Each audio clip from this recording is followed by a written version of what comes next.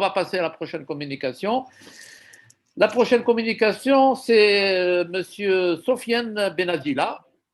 Monsieur Sofiane Benadila, qui est donc ingénieur conseil en développement agricole et qui nous a fait l'honneur de participer à ce webinaire pour un thème bien intéressant, c'est pour la refonte de la formation agronomique. Monsieur Benadila, c'est à vous, si vous êtes en ligne, bien sûr.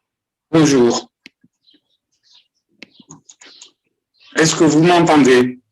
C'est Benadila? Oui, oui. Est-ce que vous m'entendez? Oui? Décidément. Oui, oui. Vous m'entendez? Oui. Oui, oui, on t'entend, Sofiane, on t'entend. Monsieur Benadila. On t'entend bien. Assalam. J'ai l'écran partagé là. C'est vous qu'on voit. Et l'écran est partagé là? Non. Non, non, pas encore. Voilà, très bien. C'est partagé? Oui, Oui. oui, oui, c'est partagé. Ok. Je mets en mode format, grand format. Ton petit verre là. Format. Panorama. Panorama. Mettre en panorama. Oui, oui, ça vient. Qu'est-ce qui se passe? C'est bon? Non. Oui. Oui. On va faire je vais faire un petit circuit disons, professionnel, un peu, ce qu'un ingénieur peut rencontrer en se mettant au travail en Algérie. Donc, je commence par ça juste pour dire que c'est pas le pays, c'est pas quelque chose qui est plat et on raisonne pas dedans comme dans une chambre climatisée, etc., etc., avec toutes ces diversités. Et le type de milieu sur lequel on peut évoluer, et c'est pas très joyeux, on voit le niveau d'aridité des gens qui luttent pour la survie. Et sur des paysages comme ça, on est à l'ouest de l'ergue orientale, un endroit que Nordali doit bien connaître. Et on voit ici un type des gens, comment ils vivent. Vous voyez le petit panneau solaire, juste pour charger le téléphone, parce que heureusement qu'il y a le réseau. Alors, le rôle de l'ingénieur, actuellement, c'est une optimisation des flux physiques, mais c'est plus comme dans le siècle passé, parce que c'est une optimisation qui se fait sous contrainte, et c'est pas évident. Et il faut réaliser. Donc, pour optimiser, il faut réaliser, et je crois que c'est ça un peu le défi et le plaisir d'un ingénieur, c'est d'avoir une idée dans la tête et de pouvoir la passer en application. Et on travaille avec des gens, ça c'est sur le terrain, on travaille avec des gens quand on parle des diplômés et tout, mais généralement on a affaire à des gens illettrés, qui sont quasiment illettrés, donc il n'y a ni protection sociale, ni rien du tout, et on a même des difficultés à transmettre, à discuter, parce que c'est des gens, il faut une instruction de base.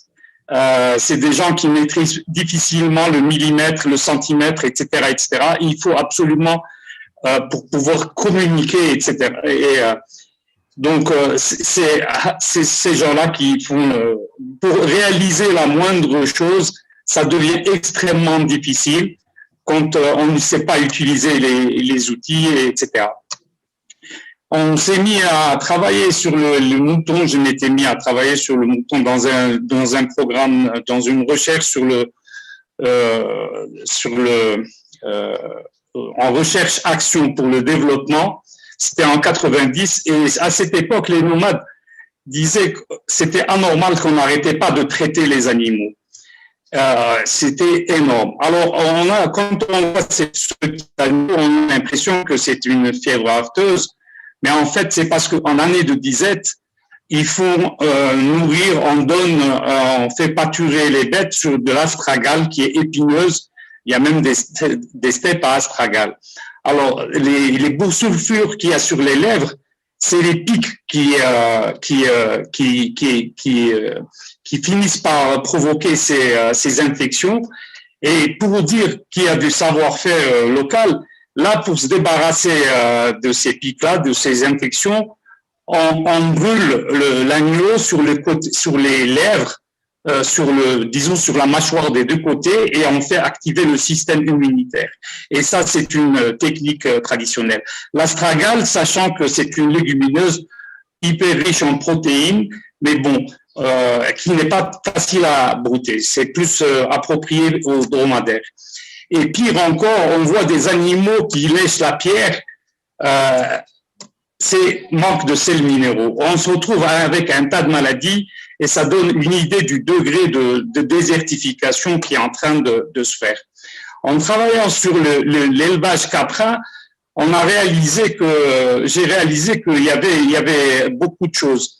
Les gens sont choqués quand ils voient, c'est un animal qui a 11 ans, qui a des pieds pareils, qui produit facilement les 800 litres an, et on se demande comment ils peuvent avoir ce potentiel. Et en fait, j'ai compris qu'avant, les gens ne savaient pas faire, disons, l'alimentation et tout relégué aux troupeaux de la communale, et les gens ne se souciaient pas réellement de ce que mangeaient les bêtes.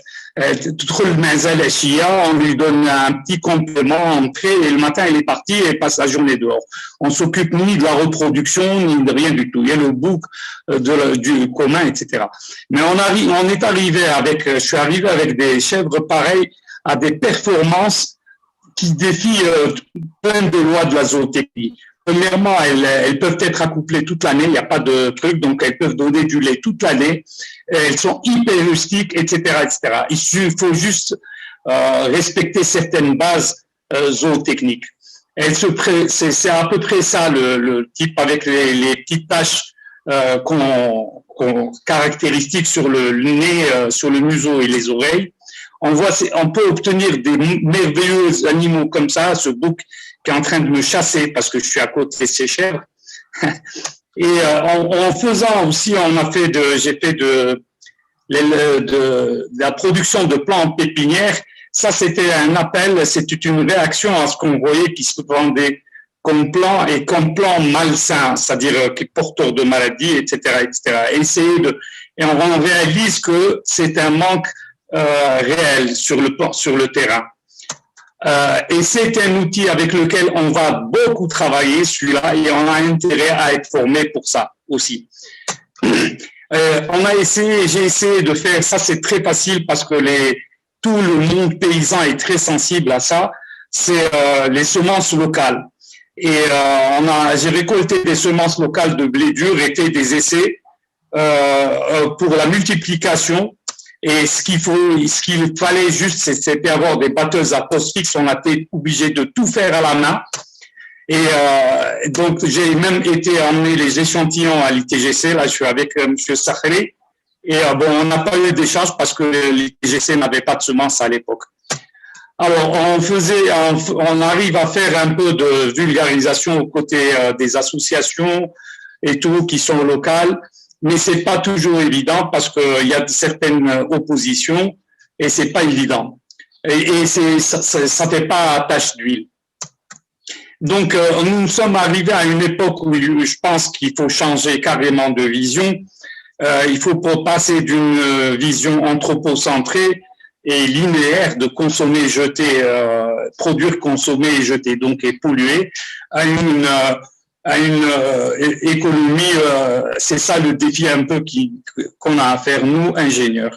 C'est une économie passer du linéaire au permacirculaire. Alors, il y a quelques mots là qui sont très importants. Et entre autres, je m'arrêterai sur un jour, j'irai vivre sur théorie parce qu'en théorie, tout se passe bien. C'est relatif à une histoire que une fois je me suis retrouvé dans une réunion avec à l'API. Il y avait tout le staff de la wilaya qui était là, tout le staff technique DSA, etc. Et on reprochait, c'était en hiver, on reprochait aux gens aux agriculteurs et aux techniciens de la boîte de ne pas produire de courgettes en hiver. Pourtant, on avait donné des serres. Et j'ai été étonné de savoir que dans toute l'assistance, il n'y avait aucune personne qui savait que l'isoliette qui coupe les températures et lumière optimale pour faire de l'hors-saison, elle ne passe pas par la Guad. Elle passe par Biskra, elle s'estompe au niveau des hauts plateaux, elle reprend un Boumerdès, etc. Et personne n'était au courant. Et en fait, on a donné un outil aux agriculteurs qui leur a fait perdre de l'argent. Moi, j'ai assisté des agriculteurs qui ont investi de l'argent et finalement, on va mettre un thermomètre dans la serre et on s'est retrouvé avec des températures quasiment négatives, proches de zéro, pour dire que c'est pas évident. Et le monde qu'on est en train de regarder, c'est un monde. Nous, on a été formés pour travailler dans un monde qui était basé sur l'extractivisme et tout, et on voit l'évolution du PIB année par année en bleu. En rouge, c'est les moyennes décennales, et là, en vert, c'est la courbe tendancielle. Et on voit que la croissance, elle est en train de chuter, et pour plusieurs raisons, parce que c'est un système qui arrive, ça sert à rien, ça nous prouve que ça va de 1960 à 2013 et c'est encore en train de chuter. Et ça nous prouve qu'il faut absolument changer de paradigme. Et c'est pas ça, c'est pas le modèle à suivre. Et ça a chuté, ça avec des dégâts sociaux. Par exemple, là, en France, on a entre 1980 et 2010 l'endettement des agriculteurs qui s'est multiplié par 3. On a la productivité à l'hectare qui n'arrête pas de chuter. Et nous, si on démarrait directement en haut de la courbe, c'est-à-dire qu'on n'en a pas pour longtemps et cette chute de la productivité, elle est due à la diminution du taux de matière organique dans les sols, dans le carbone. En fait, l'accroissement au départ, on l'a eu parce qu'il y avait des taux de carbone élevés. Si on avait à tracer une courbe de carbone, elle serait inverse de celle-là. Et là, on voit, ça c'est des données du CIRAD, on voit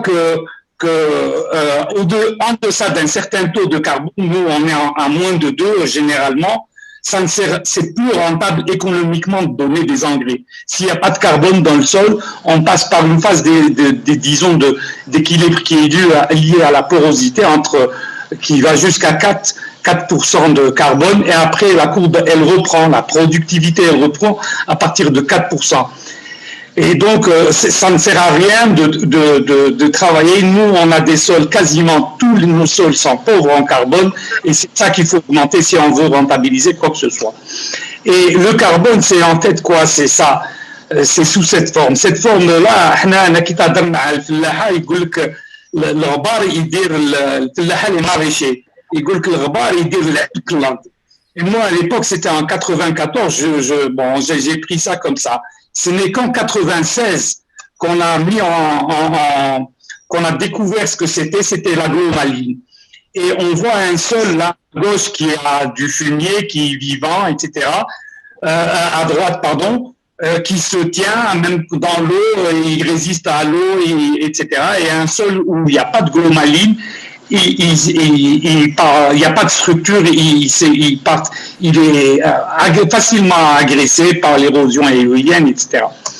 Et cette glomaline donc, qui a été découverte en 96, c'est pas uniquement les paysans d'ici, c'est tout le monde paysan qui est au courant. Comme quoi, il y a des fois, souvent la recherche arrive après, elle découvre des choses qui existent. Bon, et c'est ça qui nourrit en fait la plante, et c'est ce qui a fait dire Aristote, l'estomac de la plante, c'est le sol, quoi. C'est pas ça se passe dehors. Je voudrais vous montrer cette vidéo parce que il est très difficile de voir ce qui se passe dans le sol, et c'est parce que dès qu'on sort toute ce microbiome, à l'air libre, on ne peut pas le voir. J'ai essayé de faire passer cette vidéo, elle fait 30 secondes. Ouvrir. Je ne sais pas si elle est passée. Elle passe là. Voilà.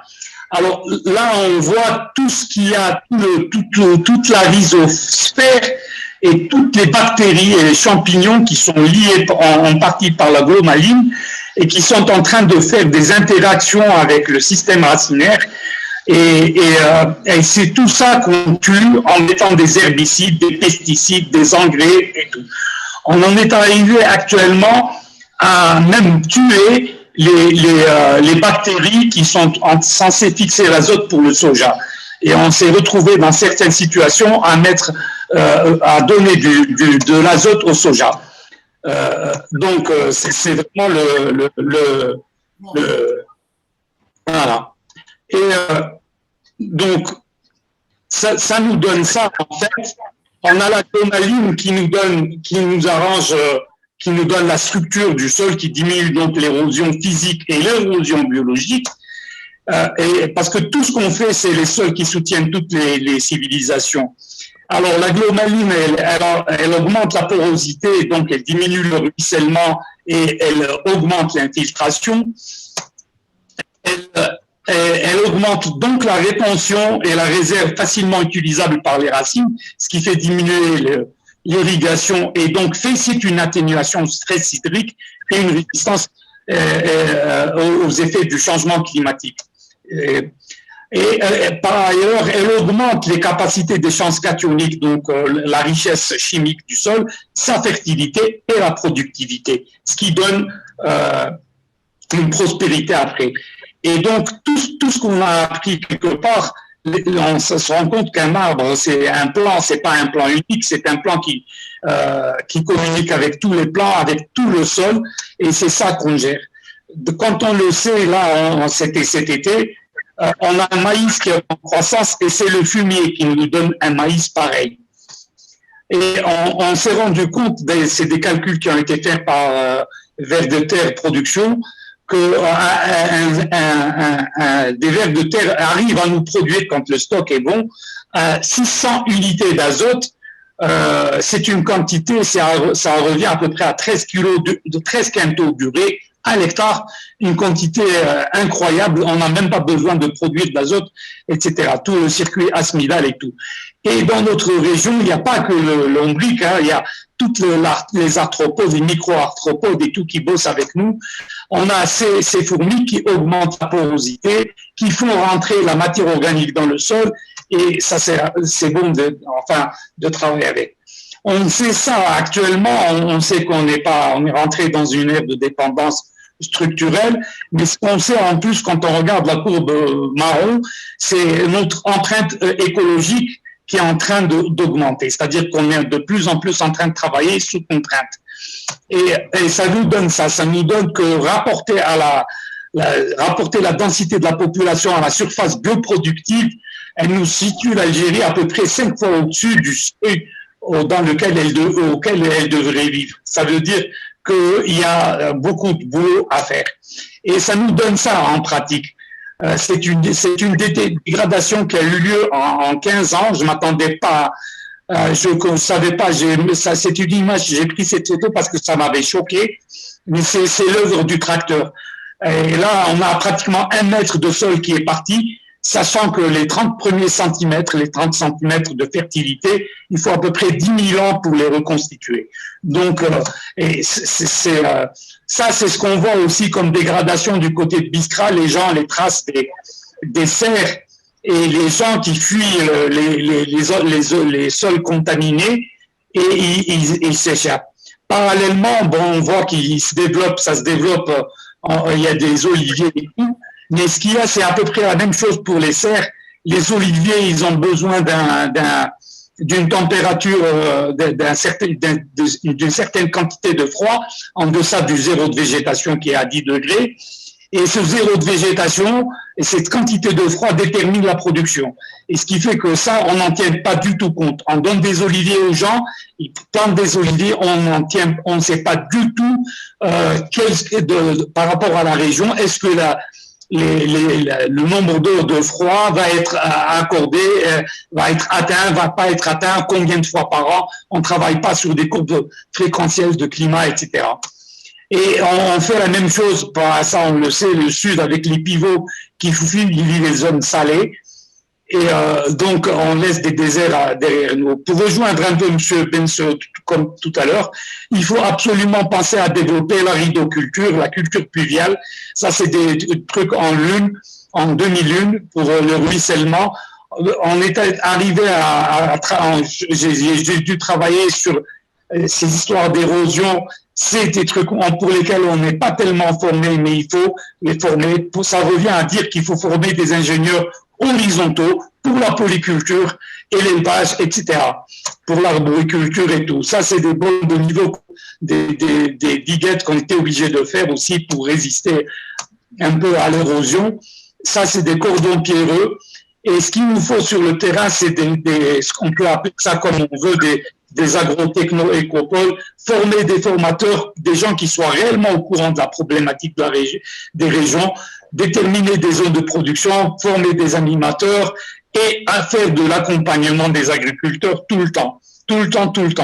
C'est-à-dire quand on se rend compte qu'actuellement au niveau, par exemple, de la Guadeloupe, la DSA, il y a 6 véhicules, il y en a peut-être 4 qui marchent et 2 qui sont en panne, c'est impossible de couvrir ni de collecter des informations et encore moins de parrainer les agriculteurs. Voilà, et je vous remercie. J'espère que je n'ai pas été trop long. Merci pour votre attention.